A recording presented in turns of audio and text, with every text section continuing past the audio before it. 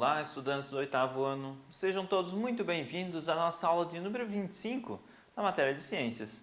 Sou o professor Celso e hoje nós iremos trabalhar com energia elétrica, parte 2. Falamos na nossa aula passada da parte 1, definimos o que são os tipos de energia, como elas podem se transformar e hoje nós vamos falar sobre energia elétrica, a parte 2. Vamos aprofundar um pouquinho mais na ideia dos elétrons, os átomos, definir o que são os átomos, assim, a constituição dos átomos. Então, talvez fique um pouco mais claro de entender a energia elétrica propriamente dita. Então, nós vamos falar novamente sobre as transformações de energia, vamos falar sobre energia elétrica e corrente elétrica. Falamos da corrente elétrica na aula passada, mas vamos aprofundar nesse conteúdo também.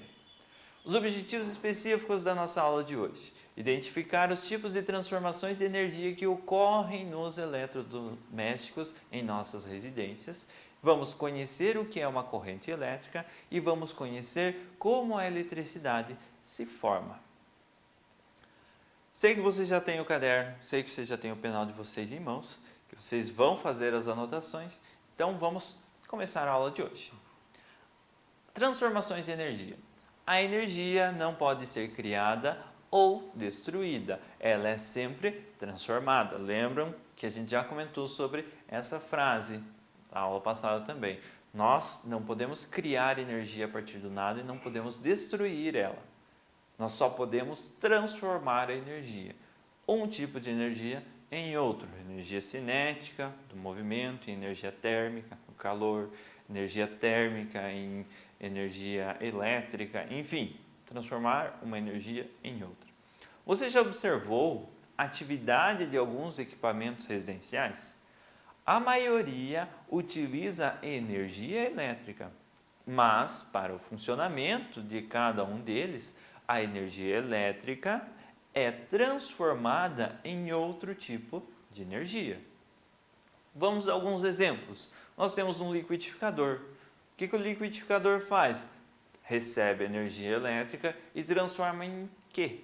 Transforma em energia cinética, através da rotação das suas pás, das suas facas para cortar o alimento, enfim, misturar o alimento, e energia térmica, aquecimento do motor. Depois que você usa o liquidificador, você pode perceber, tocar nele, que a temperatura dele está mais elevada do que antes do processo. Quer dizer que a energia elétrica fez as pás, as facas do liquidificador girarem, mas também liberou energia térmica, aqueceu o motor. Um ferro de passar transforma energia elétrica em energia térmica, aquecimento da resistência, justamente para passar a roupa e ela ficar lisinha. Energia elétrica na televisão é transformada em energia luminosa, produção da imagem, energia sonora, o som produzido pela televisão, e energia térmica, aquece algumas partes da televisão. Vamos pensar um pouquinho. Quais são as transformações de energia que ocorrem quando uma impressora está sendo utilizada? Se eu vou utilizar uma impressora em casa ou na escola, enfim, o professor pediu para ir na secretaria lá e tirar uma cópia de uma determinada página do livro. Você observe quais são as transformações de energia elétrica que ocorrem quando essa impressora está sendo utilizada. Consegue imaginar? Vamos ver então. Quando a impressora é ligada, geralmente é uma indicação luminosa. Então já está produzindo, transformando energia elétrica em energia luminosa. Está acesa a impressora, botãozinho de liga e desliga. Para efetuar a impressão, ocorre o aquecimento dos cartuchos de tinta para que ela seja fixada no papel. Aquecimento transforma energia elétrica em energia térmica. E há também o acionamento de um dispositivo que faz a movimentação do papel. Assim, ocorre também a transformação de energia elétrica em energia cinética. Um único aparelho faz a transformação de um único tipo de energia, energia elétrica, em 3 tipos de energia diferente: cinética, luminosa e a energia térmica. Sem falar da energia sonora. Produz som, às vezes, algumas máquinas. O ser humano interage com fenômenos elétricos diariamente, como os impulsos elétricos que ocorrem nas nossas células transportando informações pelo organismo. Lembra que a gente comentou lá no 6º ano? Impulsos elétricos, impulsos nervosos são descargas elétricas. É eletricidade, é uma energia elétrica que ocorre dentro do nosso organismo. Claro que numa intensidade bem diferente da tomada das nossas residências. Acredita-se que o primeiro registro sobre eletricidade foi feito por Tales de Mileto, estudioso grego que viveu por volta dos anos 600 a.C. Nos seus registros, ele relata sobre os efeitos de alguns materiais exerciam sobre outros, como o âmbar, que atrai pequenos pedaços de palha depois de ser friccionado com pelo de carneiro. Então ele pegou o âmbar, aquela mesma pedrinha que o Jurassic Park usou para criar os seus dinossauros, né? Ele esfregou no pelo de carneiro e aproximou de pedacinhos de palha. E ele percebeu que os pedacinhos de palha eles eram atraídos para o âmbar, ou seja, ele carregou com uma certa eletricidade, uma polaridade, a gente vai dizer, o âmbar, e essa polaridade foi suficiente para atrair os pedacinhos de palha. Vamos comentar, não se preocupe. A eletricidade está intimamente ligada ao comportamento das partículas que compõem um átomo, os prótons, os nêutrons e os elétrons. Então, para compreender com mais facilidade os fenômenos elétricos, vamos observar a constituição de um átomo. Átomo é constituído por prótons, nêutrons e elétrons. Prótons e nêutrons formam o núcleo desse átomo e os elétrons ficam girando ao redor desse núcleo.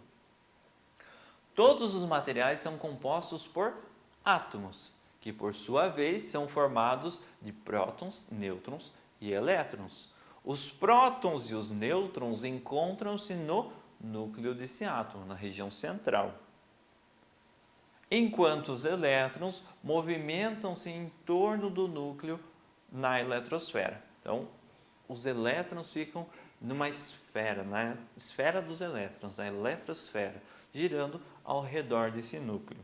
Os prótons e os elétrons são carregados eletricamente. Os prótons apresentam carga elétrica positiva, enquanto os elétrons apresentam carga elétrica negativa.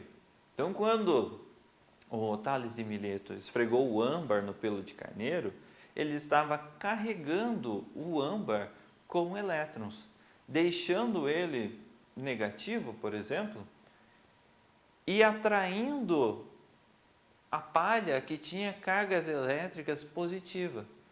Opostos se atraem, não é à toa que nós temos esse dizer, porque carga elétrica negativa com carga elétrica positiva tendem a se unir.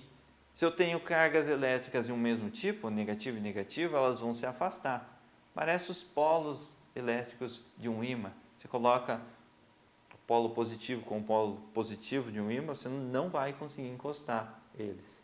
Agora, se você vira um dos dois, polo positivo com polo negativo, eles vão se fixar um no outro. E essa é a estrutura do nosso átomo. Nosso átomo ele vai ter um núcleo com 6 prótons mais 6 nêutrons, e ele vai ter os elétrons orbitando ao redor, girando ao redor desse núcleo. Os elétrons têm carga elétrica negativa, os prótons têm carga elétrica positiva e os nêutrons não têm nenhuma carga elétrica. Eles não vão apresentar, não vão nem ser positivo e nem negativo. Eles vão ser neutros, certo?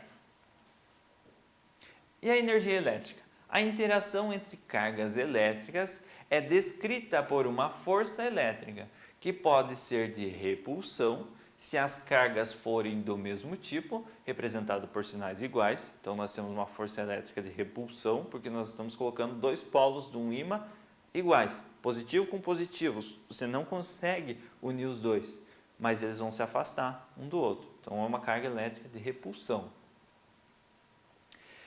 ou de atração se as cargas forem diferentes, representadas por sinais contrários. Positivo com negativo, eles vão se atrair, então vai ser uma força elétrica de atração. Os fenômenos elétricos envolvem alteração na quantidade de elétrons presentes na eletrosfera dos átomos. Eles não provocam alterações no núcleo. Então, fenômenos elétricos alteram apenas os elétrons de um átomo. Fenômenos elétricos jamais vão alterar o núcleo. A quantidade de elétrons aqui pode ser alterada. Vai chegar mais elétrons ou vão sair elétrons desse átomo. Mas o núcleo vai se manter sempre igual, tá certo? E as forças, então, as forças elétricas que nós comentamos, se forem de sinais iguais, as duas cargas positivas, elas vão ser de repulsão. Se forem sinais negativos, opostos, contrários, um positivo e outro negativo, vai ser uma força de atração. Um corpo é considerado eletricamente neutro quando o número de prótons é igual ao número de elétrons. Mas, em certas situações, os elétrons podem passar de um corpo para outro, ou seja, um corpo pode ganhar ou perder elétrons.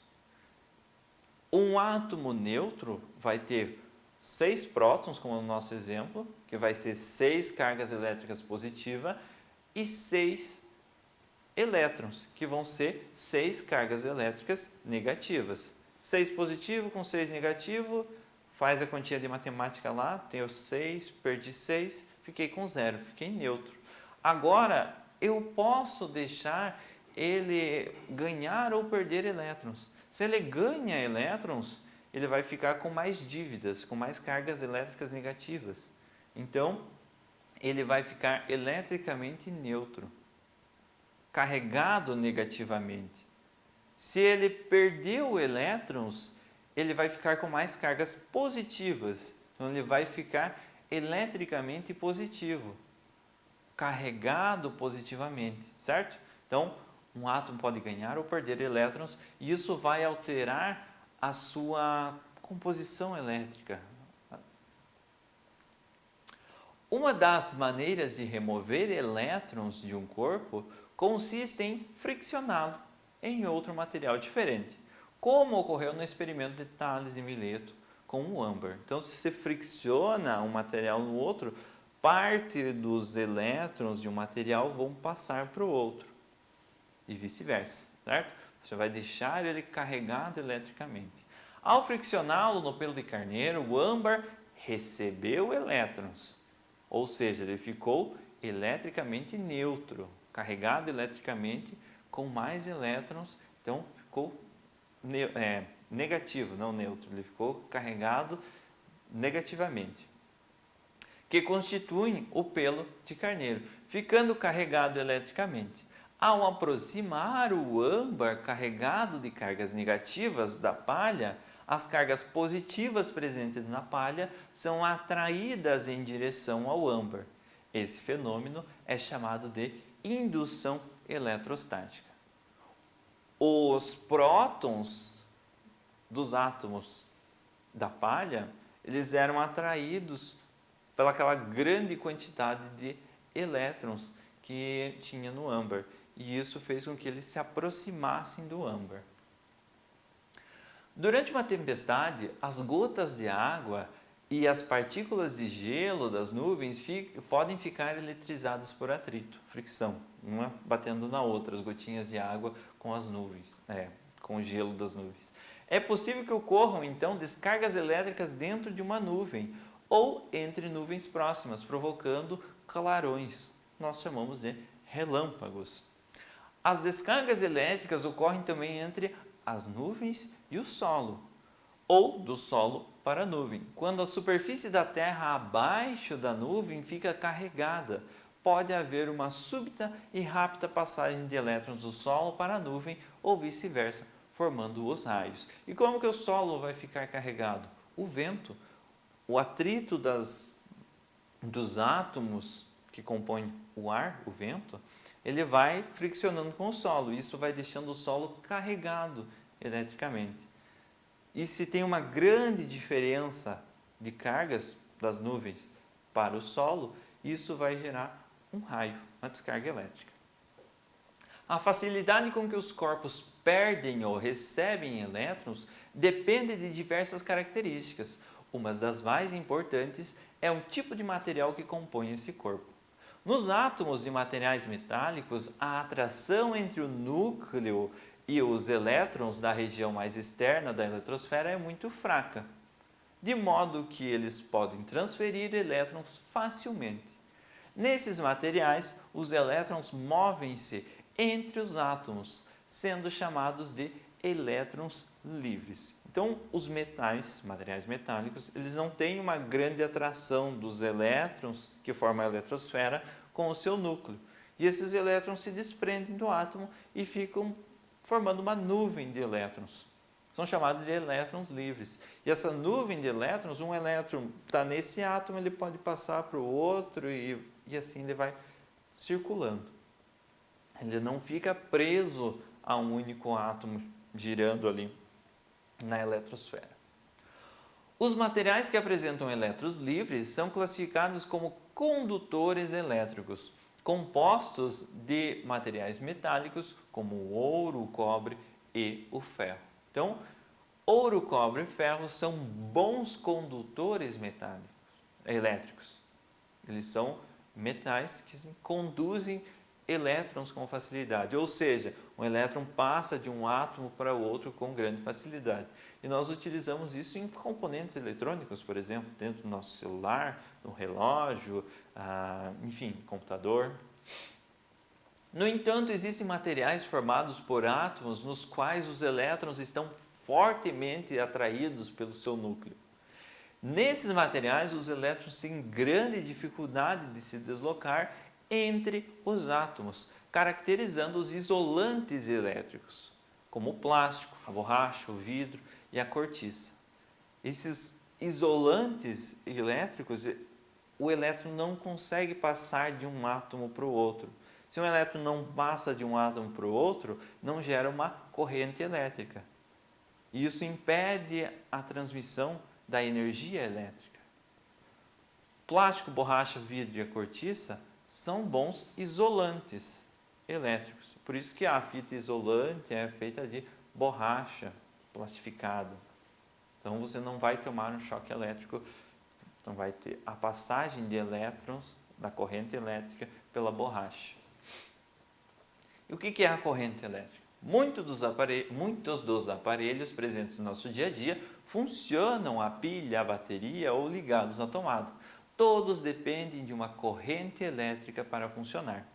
A eletrodinâmica é a parte da física que estuda as cargas elétricas em movimento, responsáveis pela corrente elétrica.